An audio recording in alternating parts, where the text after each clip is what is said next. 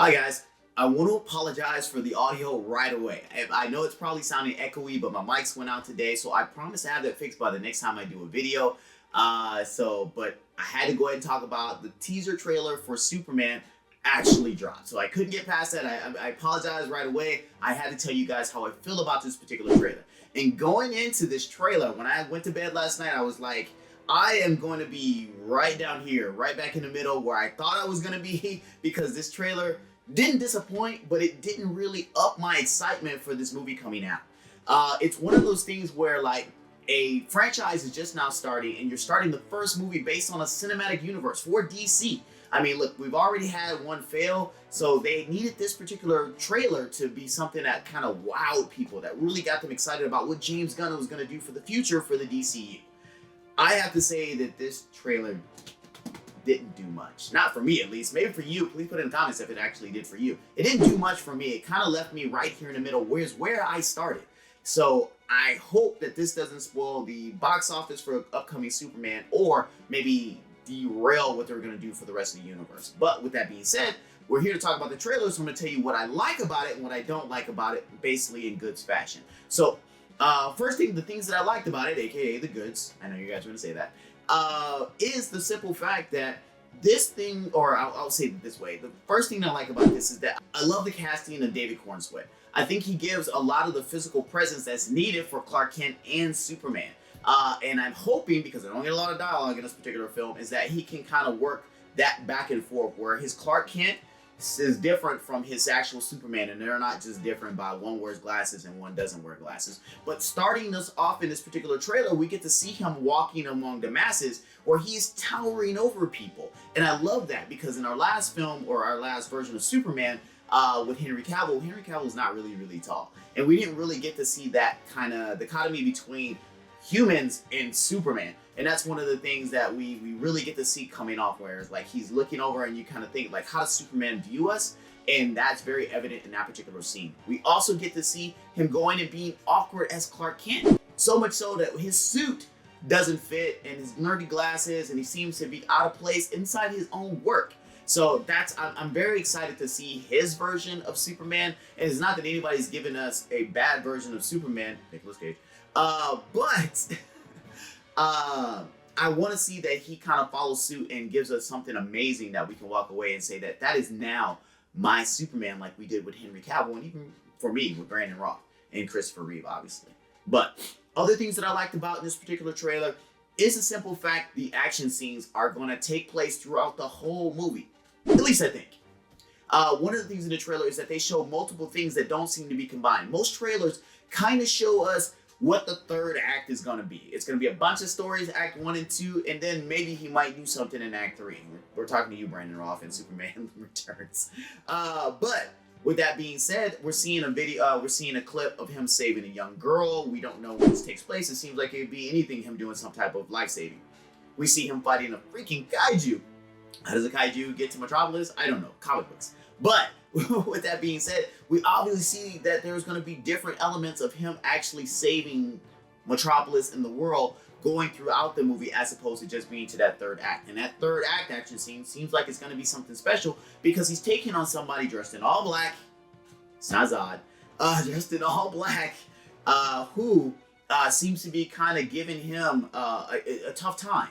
So I'm very excited to see what they're going to do with this. Also, too, we're going to see some amazing flight scenes. I think it was said that the flight scenes with Superman were kind of taken from, like, what they did in Top Gun. So seeing Superman and more, like, kind of feeling what it's like to be Superman, I guess is a better way to say it, seems something that's very, like, intriguing to me. I'm very excited to see that portion of the movie. Other things that I liked about this particular trailer is that we're actually going to have Lex Luthor. I know we've actually kind of known about it, but to see him on screen with the bald head was a very big thank you. Look, I'm still having PTSD from Jesse Eisenberg and his interpretation of Lex Luthor, so I'm very happy that Nicholas Hoult is at least bringing it back to being bald, and I'm hoping that he is a more impressive threat than Jesse Eisenberg was. It just seemed like, I kind of did this to you guys. I'm going to sneak off into the corner now. Deal with it. I want Lex Luthor to be really a threat, and I'm hoping with Nicholas Hoult being cast at him as Lex Luthor, that's what we're actually going to get out of it. And thank you very much for having a ball head and what looks like a gun that has a kryptonite bullet in it. So I'm very, very excited about that. Let's see, other things that I could think about. Oh, is that the Fortress of Solitude is back. I think that is a very big staple for Superman that you have to have. Superman can't be living in Metropolis in a one-room apartment or a studio apartment in Metropolis. They're gonna know when he's flying in and out the window, or maybe he has a cape stuck out of the back of his suit, that is actually Superman. So in the Fortress of Solitude, it's his place of home. It's one of the things where, like, hey, when he is distraught or has something going on or maybe needing recovery time, he can always go to the Fortress of Solitude and we get to know more about the planet of Krypton and what it's like to actually be Superman. So I'm very happy that they brought that back. Now, those are the things that I outright liked about it. This is a teaser trailer, so we're going to get a lot of stuff. But we're going to talk about the things that I don't like, aka the bads. So, the things that I did not like about this particular trailer, since we're already on the Fortress of Solitude, one of the first things that we get to see in this particular trailer is that Superman looks beat up and like just kind of down. And he calls Krypto. Now, you may be saying, hey, that's a cool callback for him to bring Krypto the Superdog out. It is, but it's not the Superdog that we want.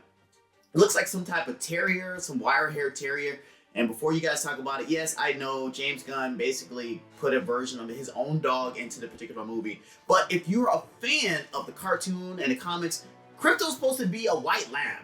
And yes, I could complain about every nitpicky thing about the particular trailer and what they do and interpretations that James Gunn may take on particular characters. Yeah, I'm going to do that. But the internet's already kind of roasted this movie about that stuff. And if they are going to change the particular dog, can you just make it a real dog? This thing was a CGI dog the whole time. And it's one of the things that in a couple of years we're going to look back at and say, ugh, that CGI looks really, really bad. Use a real dog. You didn't have to CGI Krypto when the Krypto looks like your dog. So I'm very, very lost on why he did, one, this particular type of dog, and why that dog was particularly CGI. CGI the superpowers. Don't CGI the dog. So that really kind of took me out of it because I almost felt like it was something that was fan-made by them doing that particular thing. Now, since we're talking about things that I don't like, we're going to talk about David Cornsweet's Superman suit. I've hated this thing since it was first debuted with James Gunn's picture and then the set photos. I thought it was something that they were actually going to clean up with CGI the right way, to make that suit look like it fits better, or maybe to make him seem like he fills it out more. Basically, what it looks like is that he's cosplaying as Superman. Like he said, hey, today I'm going to dress up as Superman. I'm going to go to the Spirit Halloween store. I'm going to get me a Superman costume and I'm going to go ahead and protect the world. Looks dumb. It looks absolutely dumb. Look, if David Cornsweet can't physically meet what Henry Cavill gave us as Superman in Man of Steel, then he doesn't have to. We have had slender Supermans before. Christopher Reeve, Brandon Routh. I mean, hell, the Lois and Clark interpreter, I can't think of his name for some reason right now. We've had slender Supermans before. You could just make him in a spandex suit. I know you guys wanted to bring back the trunks, but the trunks look stupid on top of a foam suit that don't fit him. So it's like, dude, just do the traditional suit. I don't care about the S. Make the S whatever you want to. But bring back the spandex. Do that particular thing. Instead of, and if you are going to do a foam suit, make the foam suit actually fit. It meant something when it didn't fit Clark because that's his awkwardness. But Superman shouldn't be the same awkwardness. He don't know how to pick out an actual super suit. Stupid. I hear Frozone in my head right now. Where's my super suit? Other things that I guess kind of stood out to me and maybe might not be the best thing for this particular movie. We're going to stop with the bad one. I'm going to nitpick this thing. It was a teaser trailer. But things that stuck out to me is that I'm wondering who is the villain of this particular movie. We have Lex Luthor there, but it doesn't seem like he's particularly the villain of this movie because he's fighting, because Superman is actually fighting somebody. And that's not a Lex thing. He normally puts him in a situation where he has to save somebody or do something to save the world. He's actually fighting some particular somebody with the same type of strength as Superman. So that led us all to believe when we saw the set photos that there was an individual that was holding Superman, I guess like taking him into prison or something like that, who had a big U on the front of his costume. Now, if you're a big fan, if you're a big comic book reader, we would say that it would be Ultraman. Now, that's not to say that they won't use that name in this particular movie, but I don't think it's the same character because in the premise of this particular movie, they would have to establish a whole nother Justice League, and it doesn't seem like that's what they're going to do. So, I think that this is not Ultraman, but who else could it be? If you look at the costume, or if you've seen the photos, he does have goggles, his head's covered, and he's in this all like one-piece jumpsuit. that would make you think that this is Doomsday, an early version of Doomsday, but I don't think James Gunn really wants to retread what BVS did with Doomsday. Not that we thought that Doomsday was the definitive version of Doomsday. It's just too soon for him to do Doomsday all over again. And yes, I know they've done Lex Luthor a ton of times. I just don't think it's time for Doomsday at this particular point, even though he did fight a kaiju. So, I mean, the next best thing would be Doomsday as far as a challenge, but Doomsday is not specifically that small. In the early comics he was, but I just don't think that's what he's going to do. So, it makes you wonder, what is this particular villain on here? So, a lot of people are thinking, and me included, is that it actually could be Bizarro Superman. Since we have Lex Luthor here, there was a run in the comics where Luthor actually made Bizarro by cloning Superman. So that is very interesting for them to do, and might explain why he's wearing a mask, so that they can reveal the mask later on during fighting that he looks just like, or it's David Cornsweet on both sides. He's playing a dual role. And this is the this is the clone version of Superman taking him in. Makes sense. Makes sense as far as why he would be taking him in. Makes sense why Lex Luthor would be there. Though, I don't think that that's it either. Or maybe they're doing an amalgamation of a bunch of different storylines to make one particular character. And I think that particular character is Metamorpho. I'm not the biggest Metamorpho fan, but it makes sense because there's a shot of a person with like a wrinkly face. You could say that is Bizarro Superman, but you can also say it's Metamorpho. And then that's who he's actually fighting. James Gunn actually likes to bring up obscure villains and characters and stuff like that. So this seems like this would be more his style because it's not somebody that everybody really follows. So that way he can kind of do whatever he wants to do with the particular character, and nobody's really going to complain about it. I think people would complain about it if it was Bizarro, if it was Doomsday. Hell, I think even if it was Ultraman, I think people would actually complain about that as well. Like I said, because there's no evil version of the Justice League. So that was a question that I have. Please put in the comments what you guys think about that, because I know the internet's running rampant as far as who his villain is in this particular movie. Other thing that I did notice in this particular film that has me questioning, there is a quick scene with Clark and Pa Kent. So I'm not sure if this is a flashback or is this kind of a retelling where maybe Ma Kent dies instead of Pa Kent, because she's not being featured in the trailer anywhere. So he seems to also be pretty much older, and I mean it's debatable to say when Pa Kent died, but I'm kind of wondering what they're trying to do here, or maybe this is a flashback. I will be okay with it if they're not gonna flashback this whole movie, where like all the action scenes that I was excited about, they're just flashbacks of things that he's done. I will be very upset. I want this to be Superman off and running already. I don't need to see 10,000 flashbacks telling his origin story, which I kind of feel they may do in this. It's just to kind of establish how they want this Superman to feel and kind of move away from BVS and Man of Steel Superman. So that's what I thought about this particular trailer. I want you guys to tell me what you thought about this particular trailer in the comments below. And if this is the first time you're in the channel, make sure you subscribe as well as click the notification button so that way you're aware of all the other videos that get dropped with better audio going forward.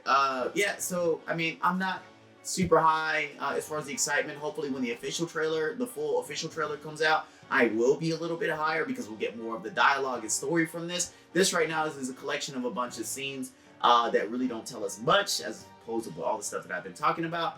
Hopefully we'll get to know more, and then maybe it'll raise my excitement level. Tell me what you guys feel about your excitement level with this movie. So with that being said, you guys take care. Wait, guys, are you still here? I'm glad you're still here. All right, so if you look down, I mean, it's somewhere over here. Look down. We actually have a Patreon. So if you guys watch this show and you really like what we want to do and you want to help support the show and you want to help me get an editor so I can get to sleep at night because I'm really tired and you guys see all my mistakes in the episodes. So please go to patreon.com/thegoods. Give us a penny, give us a nickel, give us $1. Just don't give us the finger. Don't do that. But make sure you do donate something because we do have some giveaways. There's posters, there's t-shirts, I'll sign something for you. Exactly. So take a look, guys, and help us out. We appreciate it.